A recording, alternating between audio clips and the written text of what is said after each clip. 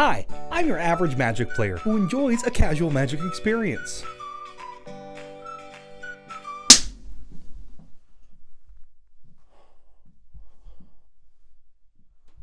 And I'm the type of player who plays this deck.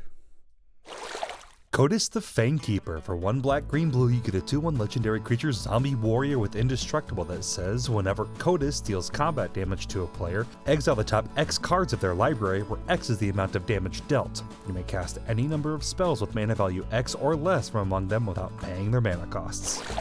I can wrap this deck up in one word. Ew. And if you want to play this monster, then you are no better. This deck punches the will to live out of an opponent on turn 4. And this deck is probably the weirdest and grossest deck I've built so far. And that's saying a lot because that Ren deck was dedicated to edict effects. What makes this deck so unique to me is how quickly you can usually hit with your commander. By turn 3, most times you can cast Kotis, and by turn 4, swing in for what I've seen anywhere between 6 and 12 damage. To get an idea of what that means, you get to spend somewhere in the realm of 5 mana on turn 4 to exile the next 12 things from your opponent's library and cast all the spells that cost 12 or less. On turn 4. That's a turn 4 Villainous Wealth for X equals 12. In most decks that run Villainous Wealth, that would normally cost 15 mana. And I know there ain't no way you're getting that on turn 4. It's a Villainous Wealth on a stick, and we get to keep beating them with this stick over and over and over again. Just like I keep telling you to join my Discord over and over and over again. I don't know why you don't. It's free, and it's the top link in all my descriptions. Like, we even play Commander on Wednesday nights, 7 p.m. CST.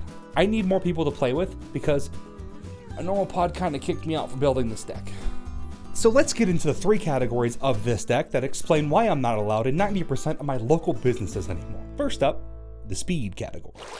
Edge of Autumn. For 1 and a green, you get a sorcery that says if you control 4 or fewer lands, search your library for a basic land card, put it onto the battlefield tapped, then shuffle your library. And you can also cycle it by sacrificing a land. Now I know what you're thinking because I'm psychic. Boy, I sure love having a head today.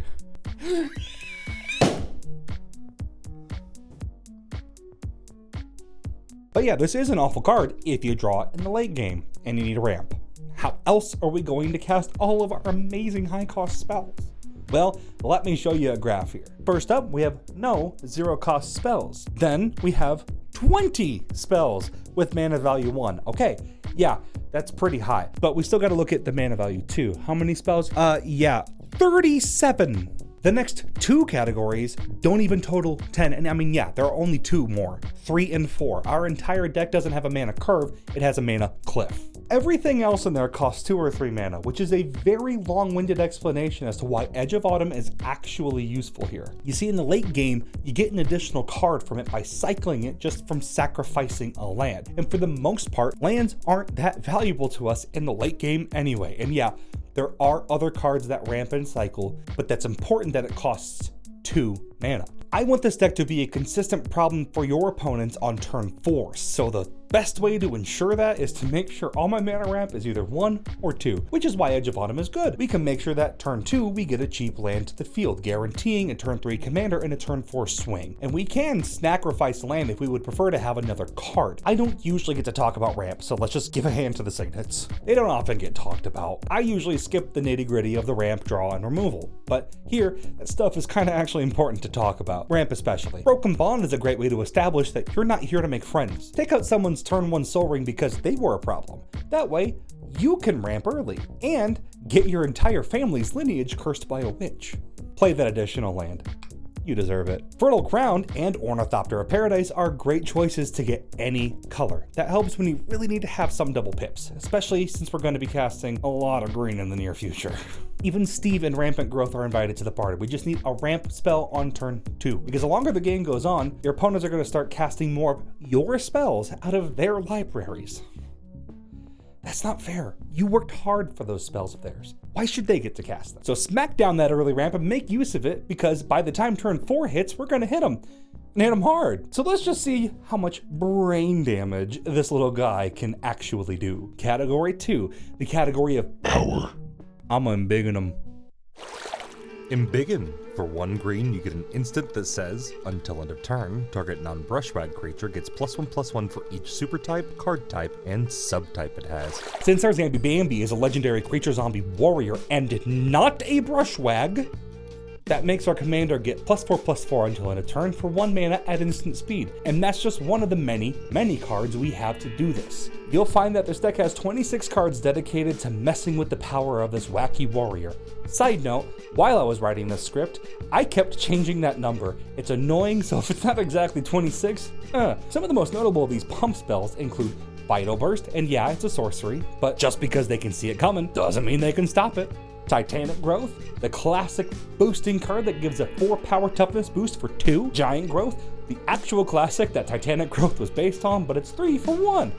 Rancor, a perpetual 2 power and trample on a hard to kill aura that is just really funny, because unless they exile it, you got it. Rune Chanter Spike, because when we decide to puke out all of these instants and sorceries, this pike will keep us real solid with power and we can pretty much rely on it. Wild Defiance, adding an additional +3/+3 every single time you boost the power of our commander with an instant or sorcery. Everything like this gets you tons of cards out of their library. I have actually been able to hit somebody for 17 in a single swing, letting me exile the next 17 cards of their library. But that's all this deck is built to do on your end. This deck is very interesting, and it stays interesting because it doesn't play the same way every single time.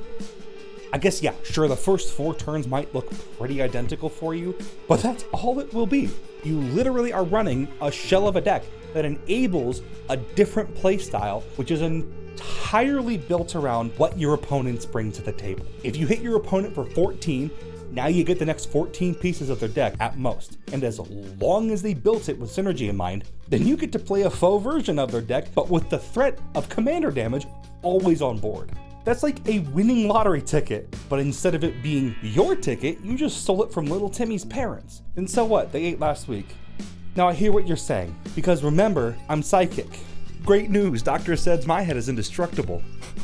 I gotta stop sending them in here, they'll just keep dying. But I hear what you're saying. What if the board state is already developed by turn 4? What if they have just too many blockers and I can't get through even with trample damage? Stop whining! I made the 3rd category, Trickery Dickory Dock. We'll still beat them with a rock. I didn't want to rhyme rock, but it's a family-friendly channel. Hot soup. For 1 mana, you get an artifact equipment that equips for 3 and says equipped creature can't be blocked, and whenever equipped creature is dealt damage, destroy it. Well, at least our commander can't be destroyed. If we get this out turn 1, we can spend 3 mana anytime to make our bad bag of skin unblockable. But to be really honest, this is probably the most expensive way we do this. We actually want more simple and effective effects that can get our commander in for research purposes, of course. We have a Mask of Riddles and a Sleeper's Robe, which gets, oh my god, I forgot I did this, which give our Karma commander fear. And we also get to deviously lick the next card off of our library, you know, as the kids would say. Aether Tunnel gives us a power boost and also solves our blocker problem. And Distortion Strike lets us do a similar thing for 2 turns, but for only 1 mana. Invisibility and Cloak of Mists are just fun, especially Invisibility, because this would be the funniest thing to draw against an Arcades deck. And finally, Aqueous Form. 1 mana, no blocks, scry 1. What more do you want? It's good for everything. No problem here.